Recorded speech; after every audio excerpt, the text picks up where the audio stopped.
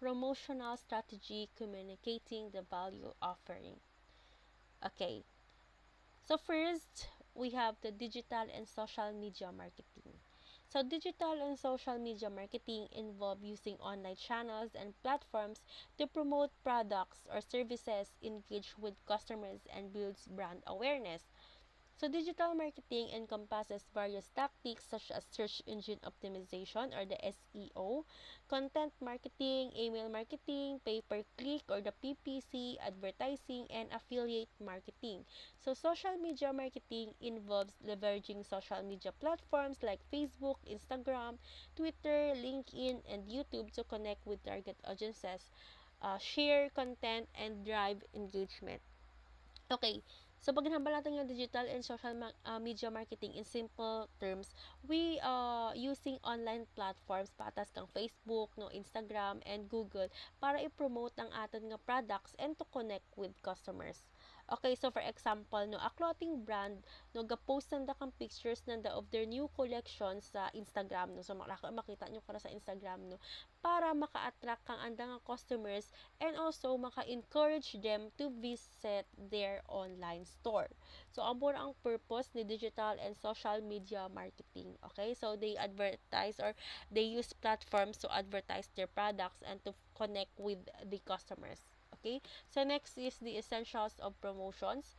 So, promotions involves a mix of communication activities aimed at informing, persuading, and influencing target audiences about the benefits of a product or service. So the promotional mix typically includes advertising, sales promotions, public relations, direct marketing, and personal selling.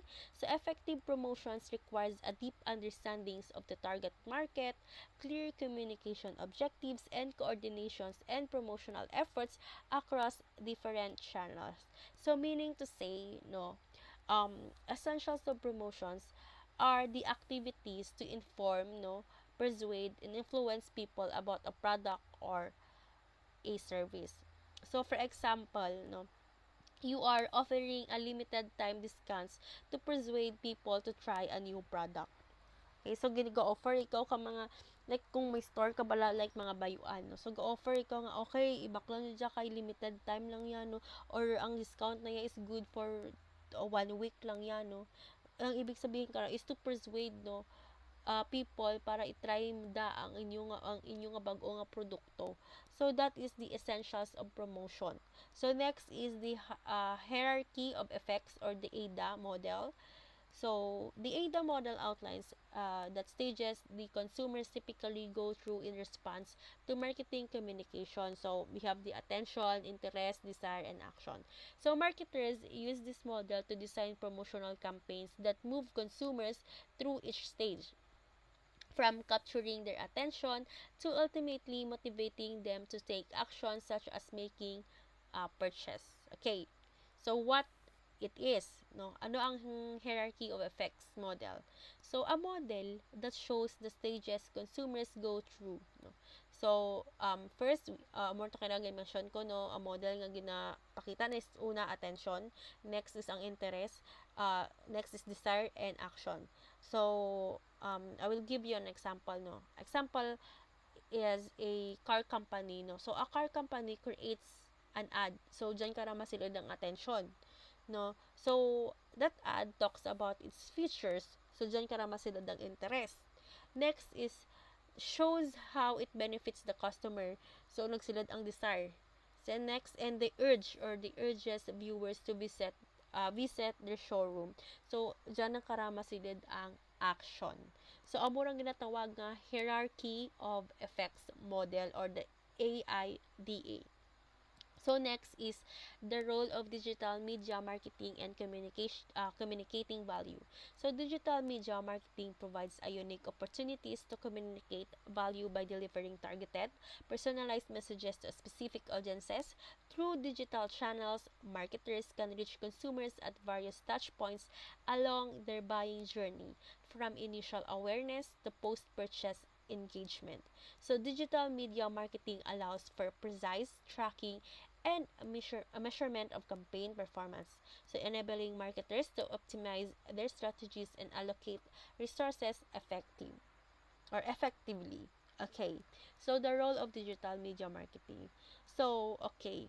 Using digital channels, no, or ibig sabihin, you use digital channels para ma-deliver ang imong nga personalized messages and track performances. Um, okay, so to make you guys understand, no, so example, a shoe brand sends tailored emails, no, eh, okay, so gasend sa naka-tailored emails with discounts to customers based on their past purchase. So, di ba, kasi makita nyo ra mo sa mga Shopee, di ba? Kasi makita nyo ra nag-send sanda kang mga discounts bala. Kuwari kung nag-purchase ko rin dito, nag-purchase ka rin kang anda nga product, then nagbakal ka liwat. So, they give discounts or mga vouchers bala. So, ang tawag dyan kara is the role of digital media marketing. So, para mabakal ka liwat, no, kay since may voucher karon or may discount karon sa product nanda. So, next is the managing social media marketing. Now, the customer is involved in the dialogue. So, social media marketing involves engaging with customers in two-way communication, where brands listens to feedback, responds to inquiries, and participate in conversation. So, marketers must actively monitor social media channels, respond promptly to customers' inquiries and feedback, and cultivate a positive brand image through authentic engagement. So, user-generated content, influencer partnerships, and community building are important strategies for leveraging social media to communicate value and build brand loyalty. Okay. So, managing social media marketing. Okay, so ibig sabihin, engaging with customers on social media. So, nga-engage ikaw kang imo nga, ga-engage ikaw sa customer mo through social media by, of course, no, responding ikaw sa, or nag-reply ikaw sa mga feedback, no, and also, you are creating a positive image. So, sang ka-example bala, no, ang sangka restaurant, nag-reply sanda sa, kuwari sa page sanda, no, so, ang sangka restaurant, nag-reply sanda sa comment kang sangka customer, no, so, they replied on their customers' comments on their Facebook page, and also nag-share sanda kang mga behind the scenes, or behind the scene videos to build trust, or kuwari, ikaw binagaan ko sa sangka restaurant, tapos, gin-post mo ta na gin-mention mo ang restaurant, so tapos gin-tag mo sanda or whatsoever, no, and then ang ginhimo ka restaurant is gin-restory nanda, no, or gin-post nanda. So ang tawag dyan kara is managing social media marketing, no. Okay, so next is advertising. So advertising involves paid non-personal communication through various media channels to promote products, services, or brands. So it aims to reach a large audience and create awareness, generate interest, and influence purchasing behavior. Advertising can take many forms, including print ads, televisions, commercial radio spots, online banners, social media ads, outdoor billboards, and sponsored content. Effective advertising campaigns are based on clear objectives, a deep understanding of the target audience, compelling messaging, creating executions, and strategic media replacement. Okay. So, from the word advertising, no? So, hindi na bago kaninyo, no? Ano bang ibig sabihin ka advertising? So, ibig sabihin, it's a paid communication through various media, no, to create awareness and influence purchasing.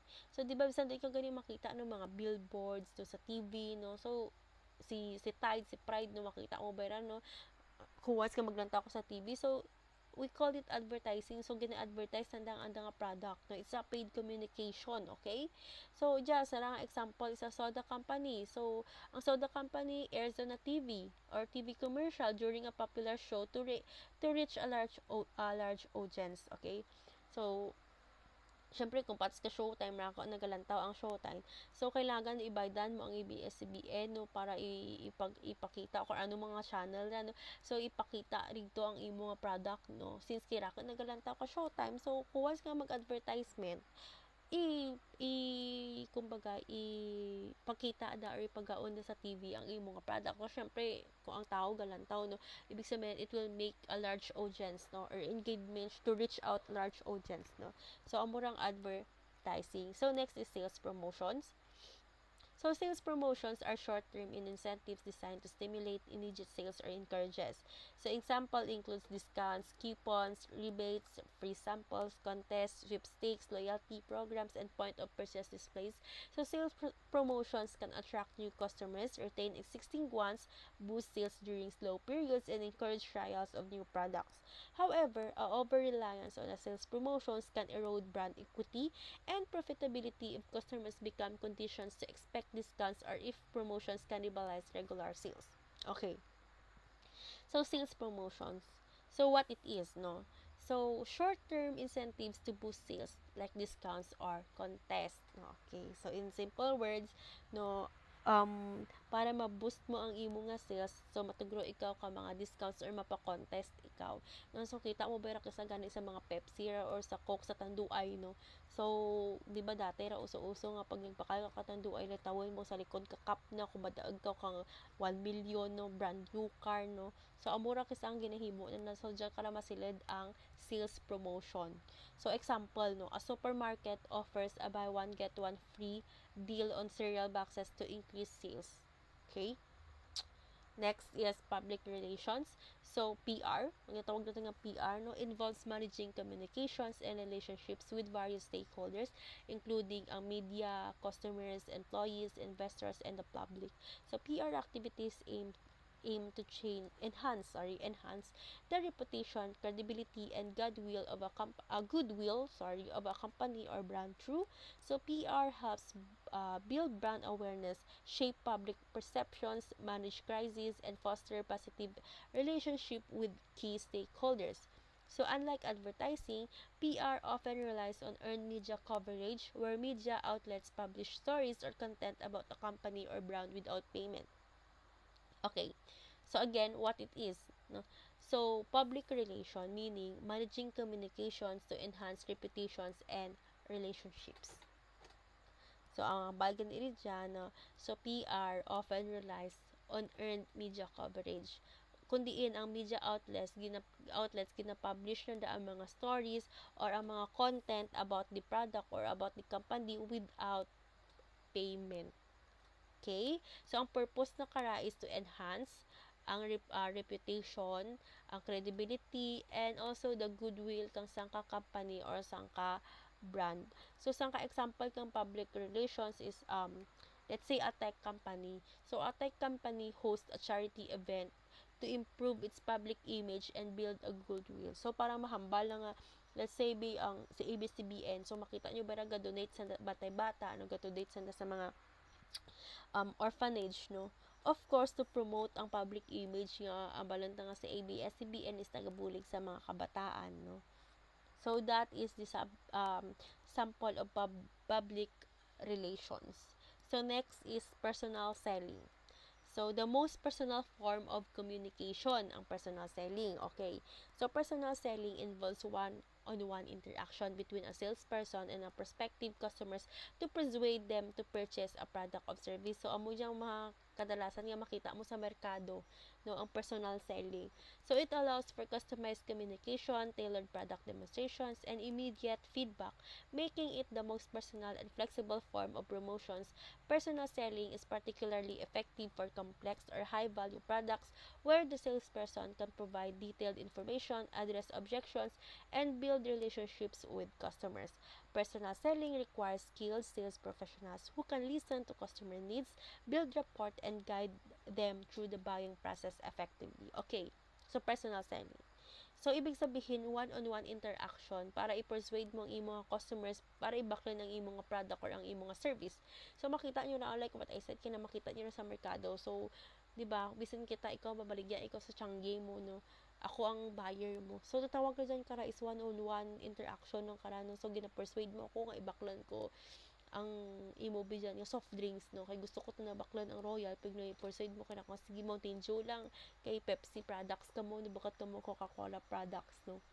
So sa ramang karang example kang personal selling is a real estate agents shows a house to a potential buyer.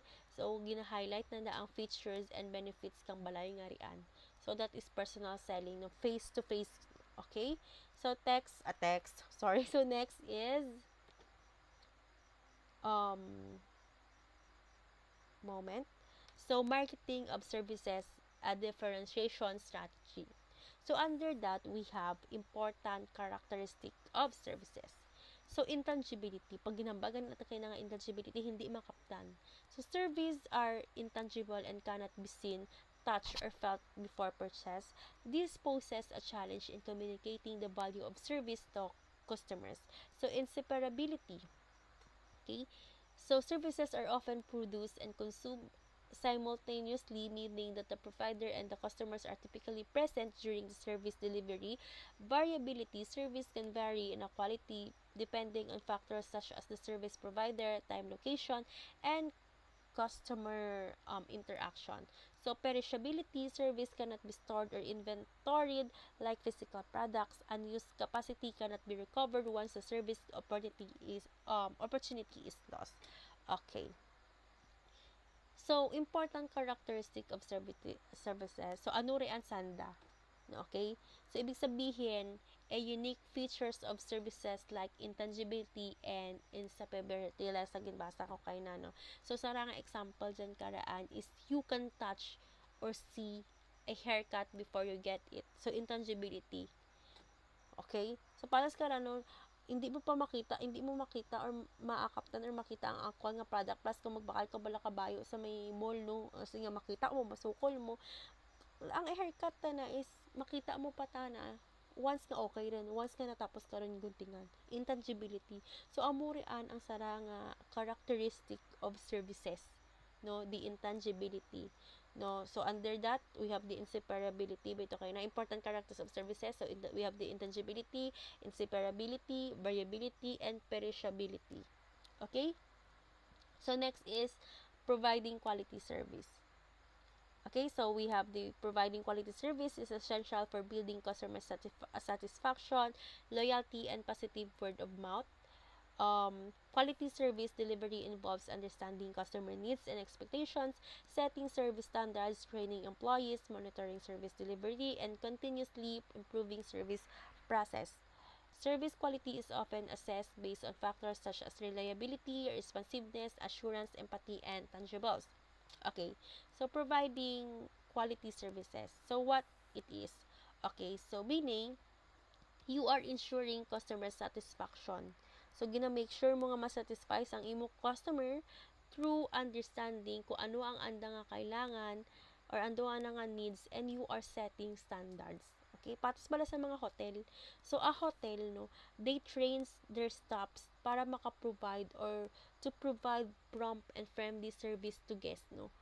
So gina-train nanda ang mga guests gina-train nanda ang anda nga staff para ang staff nanda kari anis makatugro kang nami nga serbisyo sa anda nga guest no, para masatisfy nanda ang needs kang anda nga guest. Okay, so that is providing quality services. So next, overcoming the obstacles in service marketing. Okay, again, we have the intangibility, inseparability, variability, perishability. Okay, so intangibility, no, so overcoming the obstacles in service marketing, of course, first is we have to overcome the challenge of intangibility. Service marketers can use tangible cues such as branding, physical facilities, employee appearance, and customers' testimonials to communicate service quality and differentiate their offerings. Okay? So, building strong relationship sa imo nga customers and providing personalized service also can help overcome inseparability. Additionally, technology can be used to facilitate self-service options and streamline service delivery process. And also, standardizing service process, training employees, and implementing quality control measures para makahelp kanimo to reduce variability and to make ensure consistent service delivery. And lastly, strategies such as demand management, pricing incentives, and flexible capacity management can help mitigate the impact of perishability by balancing supply and demand. So overall, no, strategies or overcoming the obstacle in service marketing is strategies to deal with challenges like intangibility and variability. Okay. So, para mas maintindihan, no, uh, let's say, a spa, no? So, ang Sangka Spa, they uses customer reviews and a clean, inviting environment to assure potential clients of its quality. Okay? So, ginagamit nanda ang, kumbaga, kasi makita mo na sa page nanda, di ba, gina-screenshot nanda rito. So, doon mo makita ang mga reviews kang andang nga customers, and also gina-flaunt man na nanda kung ano kalimpyo or kaano ka-inviting ang environment ang may dyan ang spa nga ria to reassure nga ang anda nga potential clients or to reassure the potential clients of its quality nga nami man yung ginabaydan na the quality man ang anda nga spa, no? So, overcoming the obstacles in service marketing. Okay, and lastly, we have the service challenge. So, marketing service presents unique challenges compared to marketing tangible products due to intangible natures of services and the inseparability of production and consumption. Differentiation in a service marketing often revolves around providing superior customer experiences, building strong relationships, and delivering value-added services that meet or exceed customer expectations. So, successful service differentiation requires a deep understanding of customer needs, effective service design and delivery, employee training and empowerment, and continuous innovation to stay ahead of competitors. So, paghambal natin ng service challenge, no? So, what it is, no? So, overall, the service challenge is a unique difficulties in marketing strategies like the intangible nature of services. So, as nga example kang service challenge is a software company offers exceptional customers, no, to support to differentiate itself from competitors. Okay, so understanding these concepts and examples can help business effectively communicate the value of their offerings and succeed in their marketing efforts. Okay, so in summary, marketing services requires a differentiated approach that recognizes the unique characteristics of services and excuse me, and focuses on delivering quality, building relationships, and addressing customer needs effectively. So, by overcoming obstacles such as intangibility, excuse me, inseparability, variability, and perishability, service marketers can create competitive advantages and drive long-term success.